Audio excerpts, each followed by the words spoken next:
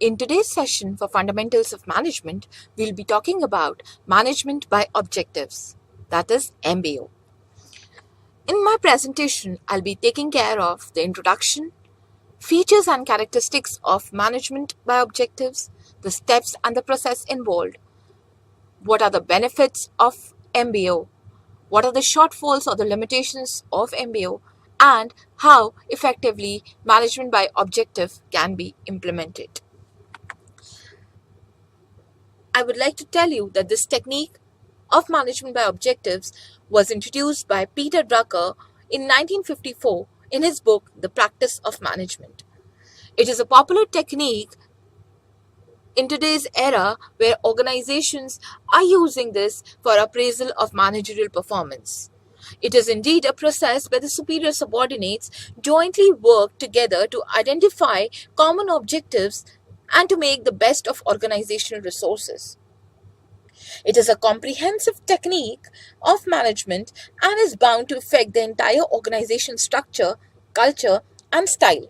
It calls for regulating the entire process of managing in terms of meaningful, specific, and variable objectives at different levels of management. Management by objectives molds planning, organizing, directing, and controlling in a number of ways. It stimulates meaningful action for better performances and higher accomplishment. It is closely associated with the concept of decentralization because decentralization cannot work without the support of management by objectives. Thus, if we clearly state the meaning of management by objectives, we can say that it is an approach to management planning and evaluation in which specific targets for a certain period of time are established for each manager and employee on the basis of which results achieved are to be reviewed. At the end of the period, the actual results are measured and evaluated against the original goals and targets, and steps are taken to improve the performances. Peter Drucker has cited various definitions for management by objectives. It states that it is based on objectives that are agreed between the management and employees. It aims to reach the overall strategic goals of the organization, but also takes care of individual goals. This model integrates employees in the planning process, which leads to participation, motivation, and commitment. It also helps employees in measuring their daily work on individual goals and act as best interest in favor of the company. In a nutshell, it is a sum of all individual goals. In a nutshell, it is a sum of all individual goal forms the overall goal of the company. Next, let's discuss the features of MBO. MBO focuses attention on what must be accomplished, that is the goal, rather than how it has to be accomplished, that is the methods. Secondly, it concentrates on key result areas. It translates the abstract philosophy of management into concrete plans.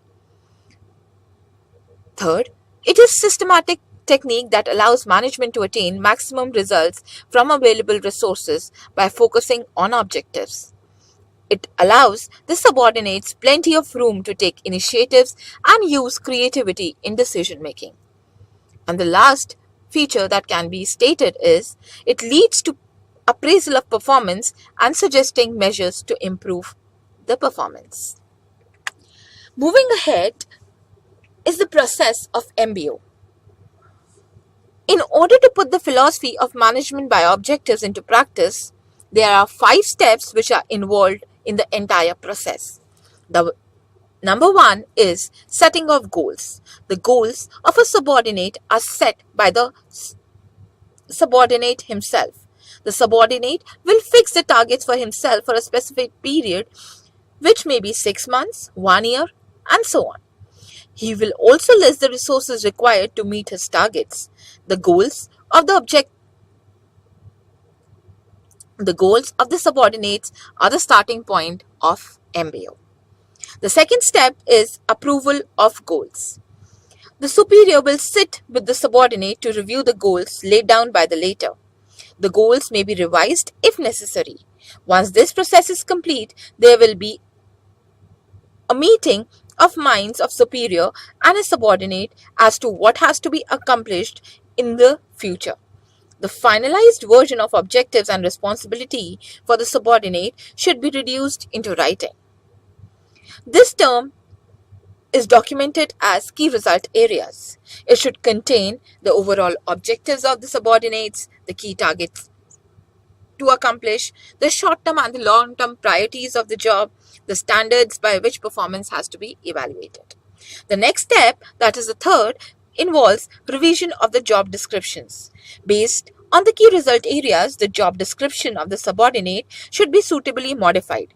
The job descriptions define the subordinates about his objective, responsibilities, authority in position, the person he needs to report, the people who would report him, relationship with respect to managers of other departments, and so on, by which his performance will be evaluated. The fourth step is establishment of checkpoints. Managers by MBO stands for delegation of sufficient authority to the subordinate to do his job. But the superior must establish certain checkpoints to ensure that authority is being exercised in the proper manner and adequate steps are taken to accomplish the job. The last steps is performance review. Informal performance appraisal of a subordinate is done by his immediate senior almost every day. But formal appraisal at periodic intervals will ensure that his achievements and failures are carefully analyzed against the background of prevailing circumstances and given objectives. There should be free and frank decision of the performance review with the subordinates concerned. The aim of this review is to assess the subordinate in improving his performance for the future. The next is the benefits. The next is the benefits that MBO offers. MBO leads to unity of planning in the sense that plans made at every level needs to be focused on the objective itself. Objectives serve as a device for organizational control by clarifying the contribution of each unit as well as each job. MBO fits individual goals into overall goals of the organization and makes each job meaningful and worthwhile. MBO leads to higher productivity because management concentrates on more important tasks rather than wasting energies on unimportant matters. Objectives facilitates coordination of efforts and resources of the enterprise by providing unity of direction. MBO is also an important means of decentralization of authority, as objectives clarify organization roles and structure which are indispensable for decentralization of authority. The last is MBO provides a realistic means of analyzing and training needs and opportunities for growth on the basis of measurement of performance against accepted standards. The management by objectives has certain weaknesses. Some of the weaknesses are inherent in the system while others arise in introducing it. The weakness of or the limitations of MBO are: management by objectives is more successful where objectives of the subordinates can be expressed in quantitative terms. But as we know, all objectives cannot be expressed in quantitative terms. Moreover, in certain cases, it is not possible to lay down the objectives in specific terms. Secondly, management by objectives may introduce inflexibility in the organization. Since objectives are set every year, the superior may not like to modify them because of fear of resistance from the subordinates.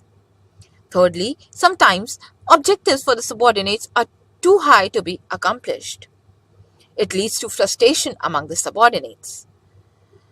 Next, the implementation of managing by objectives requires a lot of preparation, but generally conflicts arise because objectives and targets set for the individuals are not in harmony with each other. And lastly, under management by objectives, the subordinates concentrates more on short-term goals and objectives. They ignore long-term objectives, which is in the interest of the long-term survival of the enterprise.